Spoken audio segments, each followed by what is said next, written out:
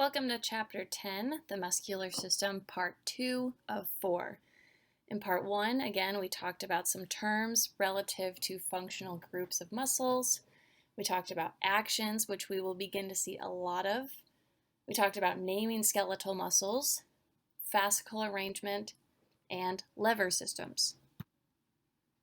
The remainder of Chapter 10, Parts 2 through 4, we will begin to identify different skeletal muscles throughout the human body. So it's extremely important to remember your actions, remember even the skeleton and specific bone markings. We'll begin with some tips and tricks to learn the muscles, and then we'll jump right into muscles of the head and neck, the vertebral column, as well as the anterior and posterior thorax. As we begin, we should start off by saying that there are well over 600 skeletal muscles in the human body. Don't worry, you're not responsible for knowing quite that many, but as we move throughout the remainder of Chapter 10, you will see a great deal of charts. And I like these charts to organize muscles and to help make learning them a little bit easier. But on these charts or tables, you will see the name of the muscle, a brief description, which will maybe give you some information based on its relationship to nearby structures or other muscles. You will see the origin, which remember is the more immovable part or immovable bone, the insertion, the movable bone, and lastly, the action or actions produced by that muscle when it contracts.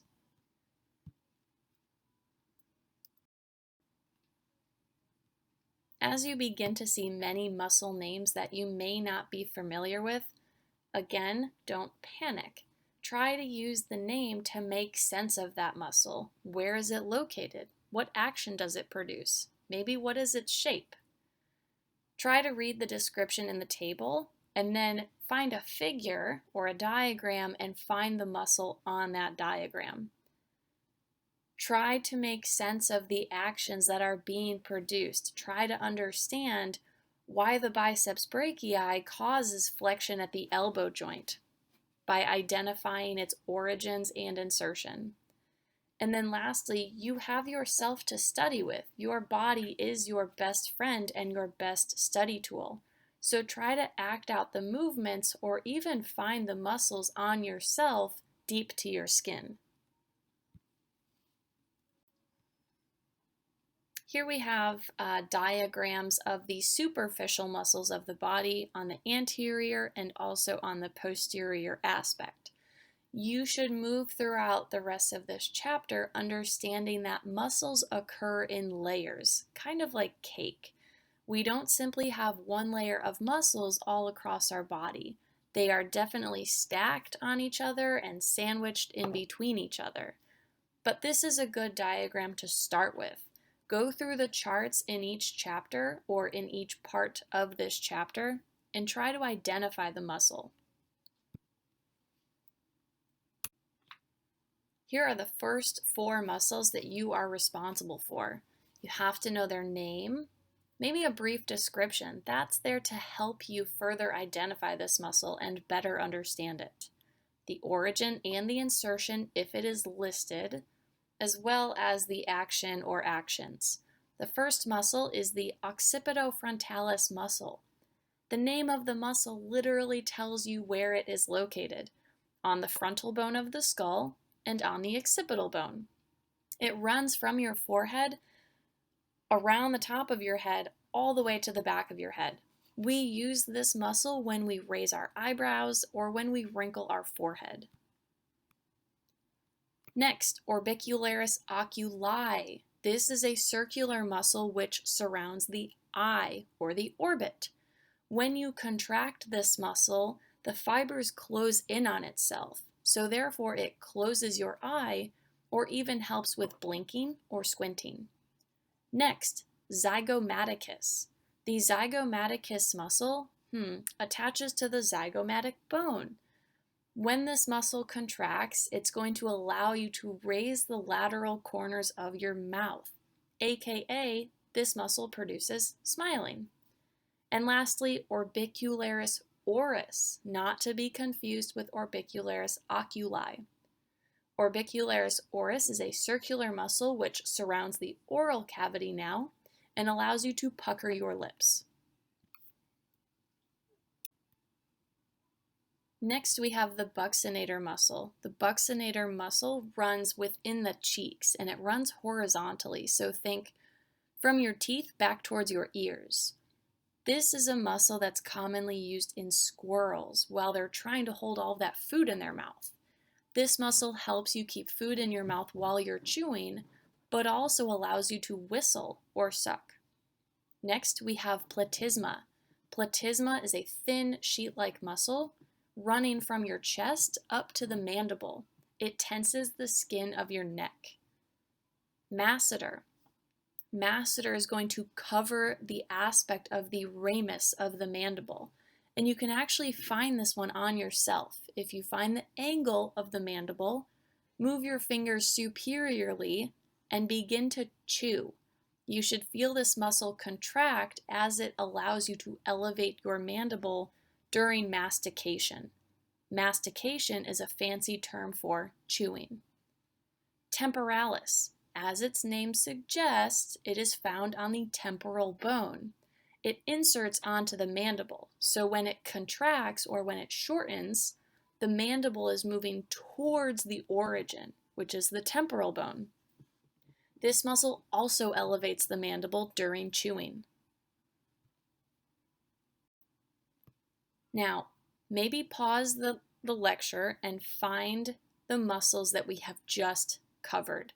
Start with occipitofrontalis. It runs from the occipital bone to the frontal bone, or back and forth. Next, we had orbicularis oculi, surrounding the eye. From there, we had zygomaticus, orbicularis oris, buccinator, platysma, masseter, and temporalis.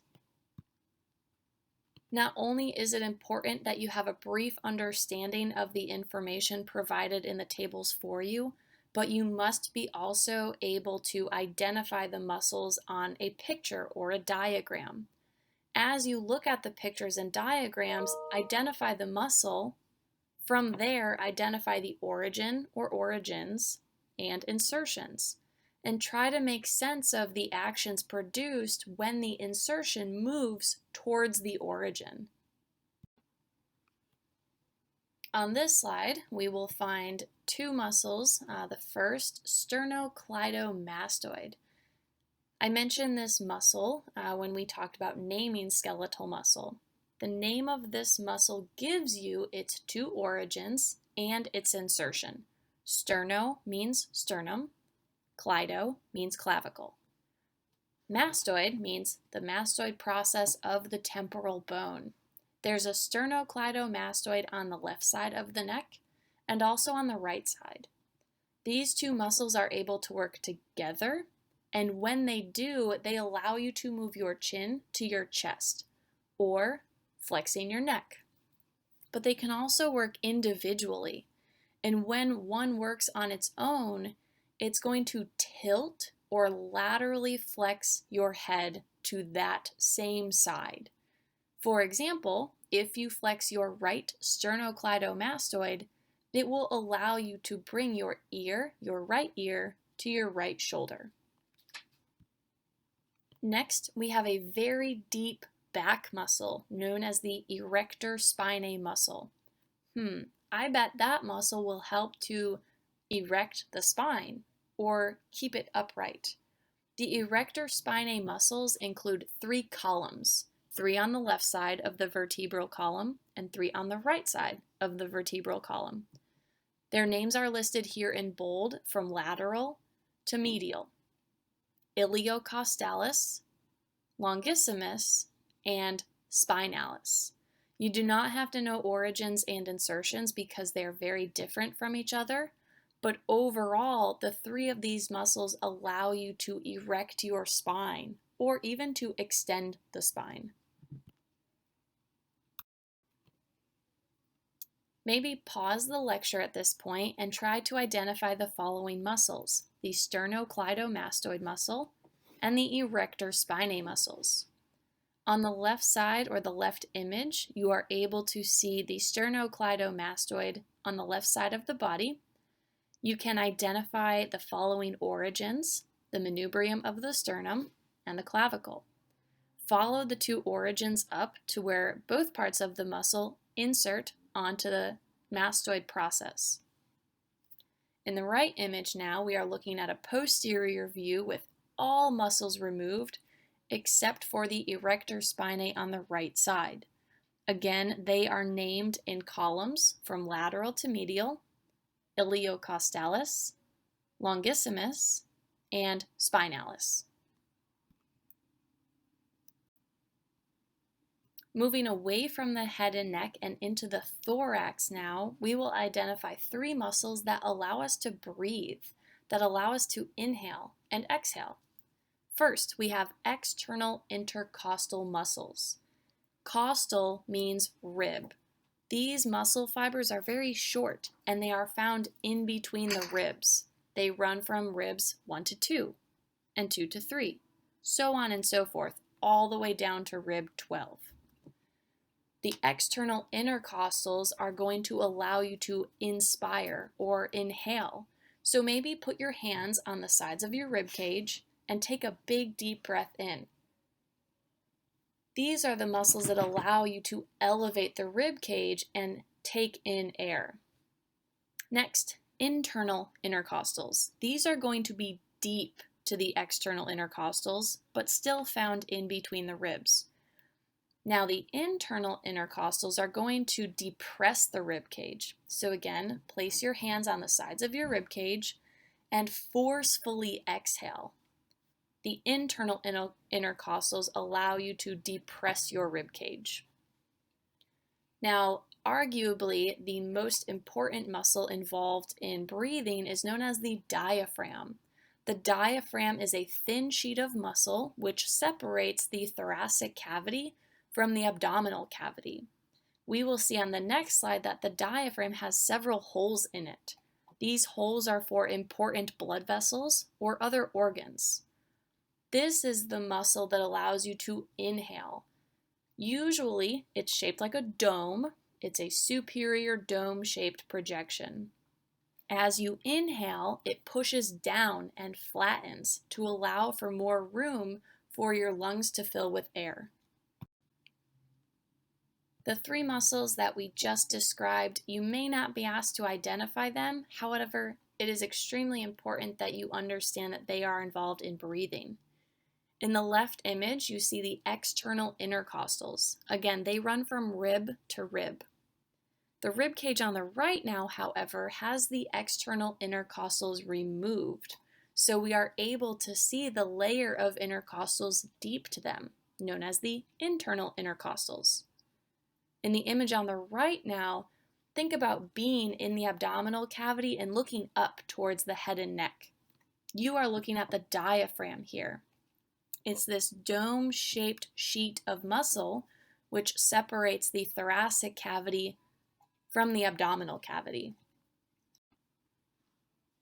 Moving away from the thorax and the muscles that allow us to breathe, let's talk about the abdominal wall. So again, think abdominal region or the stomach. The first is the rectus abdominis, and to put it simply, this is the muscle that gives us the appearance of a six-pack. This muscle runs from the pubic bone up to the xiphoid process of the sternum and allows for flexion of the trunk or even some rotation. So think about bringing your chest down towards your pelvis in a crunch. Next, found on the lateral sides, we have the obliques, external and internal. The external obliques are more superficial, as their name suggests. Both of the obliques allow for trunk rotation and lateral flexion. So think about bending down to the side to pick up a suitcase or to pick up a weight. Deep to all of these muscles now, deep to rectus abdominis and the obliques, we have the transversus abdominis running in the transverse plane or horizontally. There is no action to this muscle, but it does help to compress abdominal contents. So say you take a big deep breath in and hunker down, like you're going to pick up a heavy weight. This is what the transverse abdominis helps us do. Now keep in mind that muscles are in layers like a cake. It's not just one sheet across the whole entire body. So focus on the left side of the person or the right side of your screen. You are able to identify the rectus abdominis, which is actually deep to the tendon of external obliques, which are best seen on the right side of the person or the left side of your screen. Deep to the external obliques, now we have the internal obliques. And deep to the internal oblique, we have a small window cut out so we are able to identify the transversus abdominis.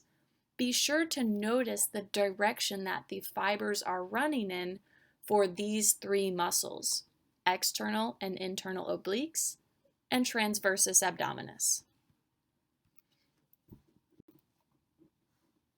Here we have a lateral view to hopefully help you. We will finish up Chapter 10, Part 2 by talking about superficial muscles of the anterior and posterior thorax. So think chest and back. Starting with the anterior aspect, we have the pectoralis major muscle. Remember, this was a great example of a convergent muscle. It had a broad origin, and all of the fascicles tapered down to a common insertion or a common tendon. The pectoralis major originates from the manubrium as well as the body of the sternum and the clavicle. Maybe take a moment to palpate those bony areas on yourself. From there, the pectoralis major courses over the chest and heads to the arm to insert into the intertubercular groove of the humerus. You will begin to see many bone markings from the axial and appendicular skeleton. It is extremely important that you carry that information with you throughout the rest of the course. When the fibers of the pectoralis major muscle contract, they will produce flexion of the shoulder, so moving your upper limb out in front of you, medial rotation of the arm. Think about twisting your humerus towards the midline, as well as adduction of the arm. So start with your arm out to your side and add it back to your body. Next, we have pectoralis minor. Usually if there is a minor, there's also a major, and vice versa. The pectoralis major is deep or underneath the pectoralis major. Pectoralis minor comes from ribs 3 through 5 and inserts onto the coracoid process of the scapula. This is one of 3 muscles that attach to the coracoid process. The pectoralis major is kind of like a fixator and also a synergist. It's going to hold that scapula down during upper limb movements. And lastly, the serratus anterior. When you hear serratus, you should think serrated, like a knife. When someone has a highly developed serratus anterior muscle, it gives them that bird feather appearance on the lateral rib cage. The serratus anterior is known as the boxer's muscle, in that it protracts the scapula. Think that a boxer throws a punch to protect themselves. Protraction of the scapula is moving the scapula away from the vertebral column. On this slide now, maybe pause the presentation and take a moment to identify and appreciate pectoralis major, pectoralis minor, and serratus anterior. From this image, try to point out the origins and the insertions, and maybe practice the actions on yourself. Something you could do is place your hand on your chest and begin to move your upper limb around to see if you can get that pectoralis major muscle to contract. The last three muscles of this part of Chapter 10, Part 2, trapezius. The trapezius muscle is extremely important. It is the most superficial muscle, so it is just deep to the skin, on the posterior thorax. It forms the contour of your upper back. Trapezius, think triangle. The trapezius has a very broad origin as well as insertion, which leads to many different actions. Overall, the trapezius comes from the occipital bone of the skull, C7, as well as all thoracic vertebrae, T1 to T12. The insertion of the trapezius we will see is the same as the origin of a different muscle. The acromion of the scapula, the spine of the scapula, and the clavicle. Find those on yourself. Overall, when we think of the trapezius, we think of elevating our scapula, aka shrugging your shoulders. The trapezius also helps when we do a row or we retract our scapula. And to some extent, the trapezius is capable of rotating your scapula on the posterior thorax. Next, levator scapulae. This is a deep muscle now, so much deeper than trapezius, and it's found in the back and the sides of the neck. It's coming from cervical vertebrae and inserting onto the scapula, like its name says. But its name also tells you its action. Levator, think levitate or elevate. The levator scapulae muscle is going to help the trapezius muscle, or it's going to be a synergist to trapezius when it comes to elevation of the scapula. Lastly, deep to trapezius, we also find the rhomboids. We have the rhomboid major and the rhomboid minor. The rhomboid minor is more superior than rhomboid major, which we will see on the next slide. Overall, they both come from cervical and thoracic vertebrae and head over to insert onto the scapula. They also assist with scapular retraction, or bringing the scapula towards the vertebral column. Think of pinching a penny in between your two shoulder blades. We will finish up with a diagram. Again, maybe pause and take a moment to identify the three muscles that we just discussed found on the posterior thorax. The trapezius is seen here on the left side of the person. The trapezius comes from the occipital bone, cervical and thoracic vertebrae, and inserts onto several parts of the scapula as well as the clavicle. Think about how those attachment points would come together to produce the actions. Now, on the right side of the patient or the right side of the person, we have removed the trapezius to identify deeper muscles such as the levator scapulae muscle in the neck and the rhomboid minor and major. This was Chapter 10, Part 2, where we began to discuss muscles. Again, don't just know the information in the chart. Try to make sense of the information in the chart using the diagrams given to you. We covered muscles of the head and neck, the vertebral column, as well as the thorax in relation to breathing, the anterior and posterior thorax, and abdominal muscles.